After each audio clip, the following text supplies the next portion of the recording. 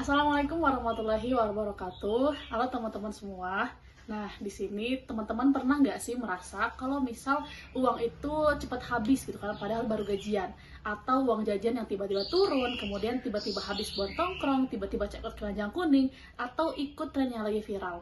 Nah, fenomena ini sering disebut sebagai payday syndrome atau FOMO, dan faktanya banyak sekali yang dialami oleh Gen Z saat ini. Padahal di sisi lain, resiko hidup itu bisa datang kapan saja, saat sakit, kemudian kehilangan pekerjaan, atau kebutuhan mendesak lainnya.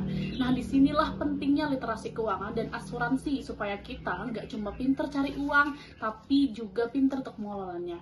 Nah, di mana literasi keuangan itu sederhananya adalah kemampuan kita memahami, mengelola, dan mengambil keputusan keuangan dengan bijak. Bukan soal harus kaya dulu, tapi soal bagaimana kita bisa membedakan kebutuhan dan keinginan, kemudian bisa mengatur uang masuk dan uang keluar, dan bisa mikir jangka panjang, bukan cuma untuk hari ini. Nah, banyak anak muda yang punya penghasilan atau uang saku, tapi belum punya perencanaan, dan akhirnya susah nabung, kemudian dana darurat yang gak ada, dan masa depan finansial yang jadinya itu abu-abu.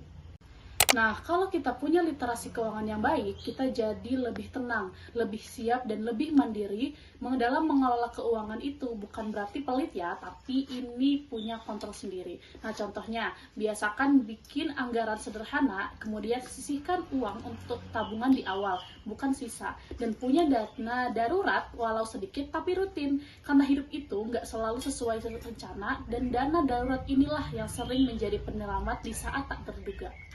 Oke, sekarang kita bahas mengenai soal asuransi. Banyak anak muda yang mikir, masih muda, ngapain sih asuransi? Atau takut ribet lah, takut rugi lah, ini dan itu.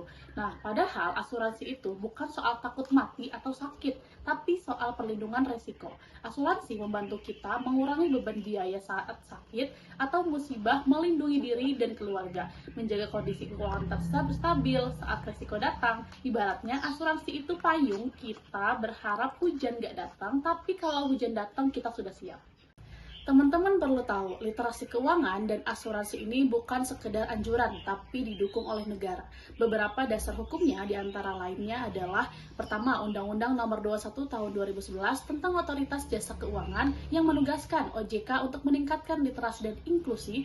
Kemudian yang kedua ada Undang-Undang Nomor 40 Tahun 2014 di mana tentang perasuransian yang mengatur pelindungan masyarakat melalui sistem asuransi. Kemudian peraturan OJK Nomor 76 tahun 2016 tentang peningkatan literasi dan inklusi keuangan, dan juga Strategi Nasional Literasi Keuangan Indonesia atau SNLKI yang menargetkan Indonesia semakin melek finansial hingga tahun 2025 saat ini. Yang artinya apa? Artinya negara ingin generasi muda yang cerdas secara finansial, bukan hanya sekedar konsumtif belaka. Peran mahasiswa dan anak muda bukan cuma sebagai objek sosialisasi, tapi mereka adalah agen perubahan. Kita bisa mulai dari diri sendiri, mengedukasi teman sekitar, berdiskusi, berbagi pengalaman, dan membangun komunitas yang sadar finansial. Karena perubahan besar selalu dimulai dari langkah yang kecil. Nah, teman-teman, mengatur keuangan bukan cuma soal menahan diri, tapi soal menyiapkan masa depan. Literasi keuangan dan asuransi adalah bekal hidup, bukan hanya untuk hari ini, tapi juga untuk tahun-tahun ke depan.